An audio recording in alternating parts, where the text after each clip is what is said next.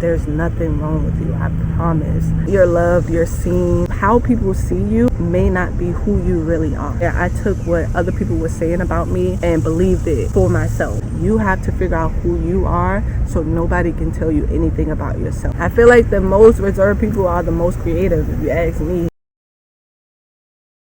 If you clicked on this video, most likely you probably feel like you have social anxiety. You've probably been told you're too quiet. You feel like you're quiet yourself. You feel super reserved. And if not, you most likely know somebody who's like that. And I had those characteristics and those feelings myself. That's why I'm able to speak on this topic. And I just want to say, I've learned that being quiet and being reserved is a superpower. It's a strength. It's not a weakness. And before I touch on that, I want to tell y'all my story about growing up quiet. Where do I start? I feel like it all started when I was younger. Of course, I feel like well, honestly, everything starts when you were a kid. Growing up, I don't believe that I was reserved and I was quiet. From my perspective, I felt like I was outgoing. I said whatever was on my mind. I didn't really care. I was free. And I feel like as a kid, you are free. I don't believe kids are born super quiet and reserved. I feel like, of course, things happen that make you that way. And I feel like that was my case. So from what I remember, before I went to 8th grade, I was a super outgoing person. Like I said, I had a lot of friends and I was just free-spirited. And then I transferred schools and I went to a predominantly white school. So I came from the neighborhood that I grew up in, which was majority minorities. And then I transferred into a predominantly white school. So, you know, if you know, you know, that's like a big culture different, especially because the school I went to was kind of racist. Not kind of, they were racist.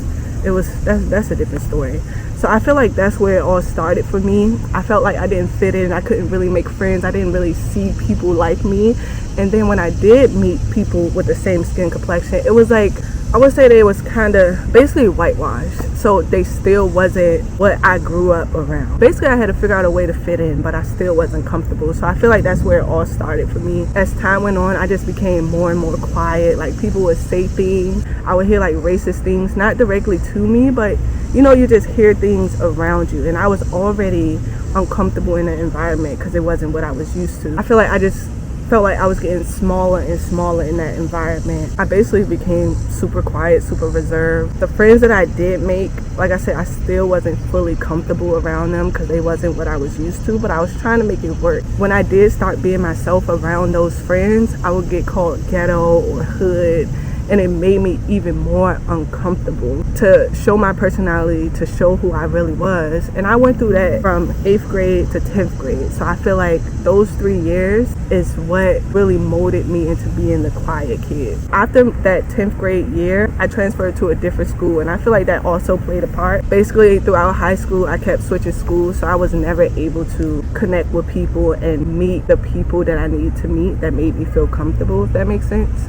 So after high school, I went to college. In college, I started meeting friends. I feel like that's when I really started to discover who I was, because I was on my own at this point. I was surrounded by different people, and then I started to connect with my people, the people that made me feel comfortable to be who I am without being judged. And mind you, I'm still reserved, I'm still quiet in college, but not around my people, not around the people who make me feel comfortable. I'm pretty sure there's so many people that can relate to this. When new people come around, it's like you start observing them first. Like, let me see if I can really be myself around you. Let me see if I can see who you are first before I open up. I feel like a lot of people would see that as just being quiet and shy. You're scared to be yourself, and I don't think that's the case. Well, growing up, I used to think that was the case. I used to feel like it was something wrong with me because I was so shy and quiet. It would get to the point where so I worked at this job, right? I got comfortable with the employees. I'm like, okay, I'm growing in this job and I'm ready to become a manager. So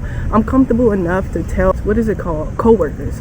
My co-workers that was working there, I'm ready to grow. I'm ready to become a manager. I know like the store. It was a retail store. I basically knew the store enough to grow and become a manager for real. And they would agree. So I had this interview with, I think it was the regional manager or something that would determine if you could be a manager. And I was a little shaky. I was a little nervous because it was like my anxiety got the best of me at that time. So when I did the interview, And a couple of days later, I asked the manager that I was super close with how I did, like what did she say? And the lady basically told me, I'm sorry, it's people, I don't really talk around people, but I need to start going, but I'm gonna try.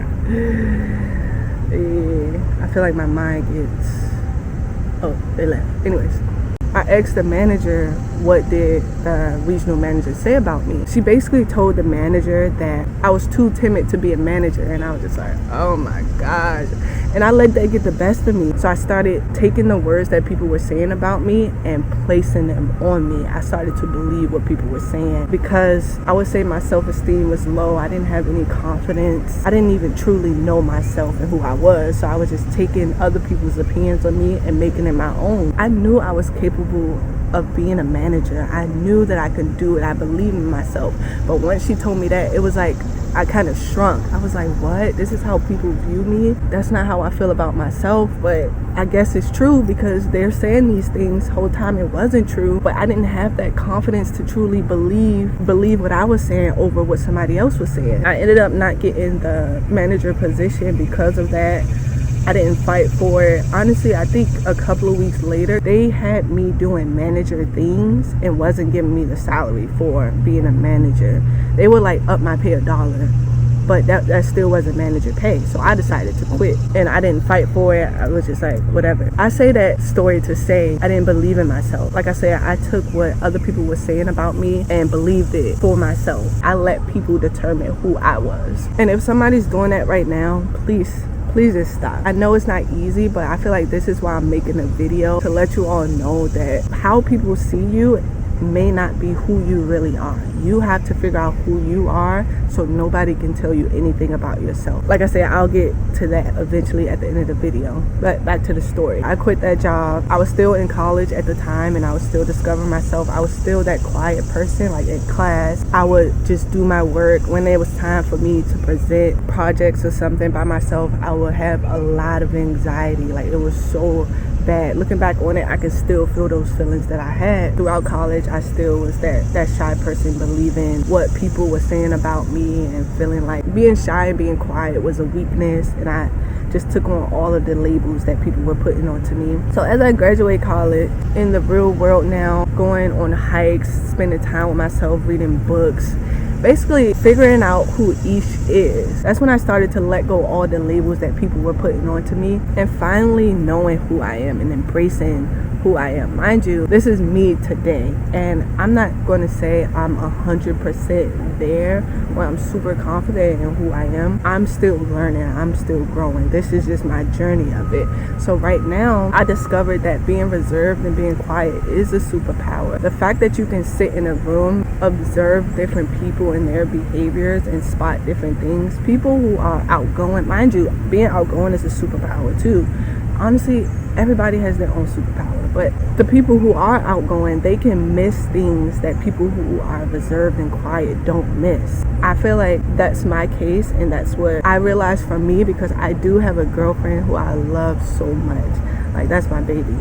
I do have a woman who is super outgoing, and the things that she don't see, I see. Say if I want to get better at talking with people, she's able to let me know any tricks or tips. For instance, when it comes to talking to other people, you can't really think, and I feel like that was my issue. I'm not going to claim it now, but that was my issue. I would think too much before I started talking to people. When it's time to have that conversation, it don't go how I thought in my head. I feel like that's the problem. I thought about it too much. I started planning out the conversation before it even happened. So I feel like those are tips that she gave me, and I would give her tips like, you don't have to talk if you don't want to. You don't have to be the host in a room. I feel like I had to let her know, because sometimes she told me she can get drained from talking to people, but she feels like she has to.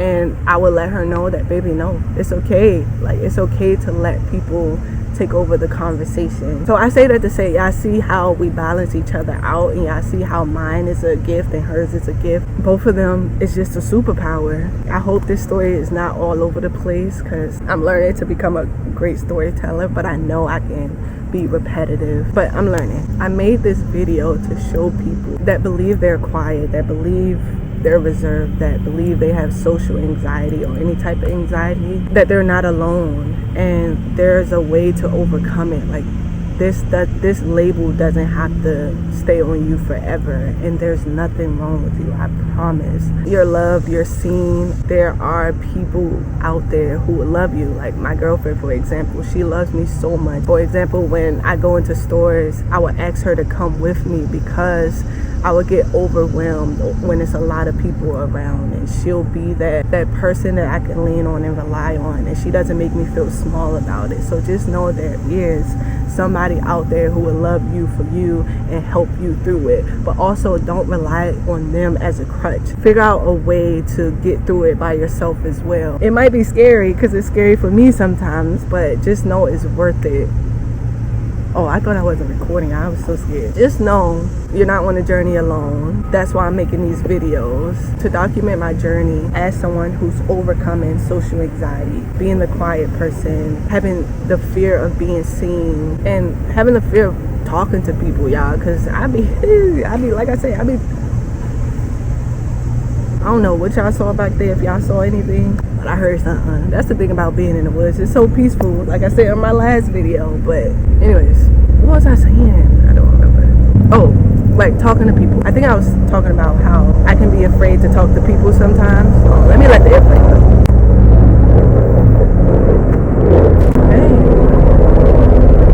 I can be afraid to talk to people sometimes, but I'm learning to overcome that. And honestly, we're just going to be on this journey together, because I'm not letting up on documenting my life. I'm hoping and praying that my videos will help other people grow with me, if that makes sense. It does make sense. We're done being in our head. We're done overthinking. We're getting out of that fear of being seen. We're getting out of the fear of talking to other people. We're getting out of the fear. Mind you, I don't think I will ever stop not wanting to always be in social settings. Like when it comes to like parties and stuff like that, I feel like I do have a social battery, and it do be dying. It may die quicker than others, and I know I'm not the only one like that. Just know there's nothing wrong with you. You're not alone in this. There's so many other people like us out there. Just see it as a blessing, a gift. It's a strength. We see things that other people don't see, and I feel proud about that. God gave us that gift to be reserved for a reason. I feel like the most reserved people are the most creative, if you ask me. The most quiet people are the most creative. The world glorified people with big personalities and who are super outgoing, and there's nothing wrong with that. That's their gift, but we're not going to continue to be made like we're small, because we're not. We're big and mighty just like everybody else. We just don't boast about it. We're just not loud about it, and that's okay. That's just us. So I feel like I'm yapping at this point. That's what we do too. We're really yappers around the people that we're close to and that really know us, that we're comfortable with. We're just reserved around the people that we don't really know, because we like, who are you? We got to figure you out before we even open up. And I feel like that's why I made this YouTube channel as well, because I feel comfortable talking to the camera more than I do talking to a human being, at least for now. Eventually I'll get to that place, but I enjoy this, finding my people. But yeah, I think that's it for the video. I hope y'all enjoyed it. This is Ish, and I love y'all. I'll see y'all in the next one. Peace.